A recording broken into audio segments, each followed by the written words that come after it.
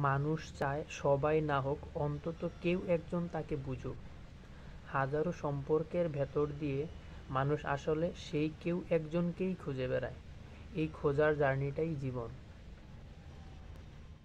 যে দোয়া কবুল হয় সে দোয়া প্রার্থনাকারীকে স্পর্শ করে। শুধুমাত্র সম্মানিত লোকরাই নারীদের প্রতি সম্মানজনক আচরণ করে, আর যারা অসম্মানিত নারীদের প্রতি তাদের আচরণও হয় অসম্মানিত। হৃদয় আল্লাহর ঘর। মানুষের হৃদয়টা তৈরি করা হয়েছে এই জন্যে যে সেখানে শুধুমাত্র আল্লাহ থাকবেন।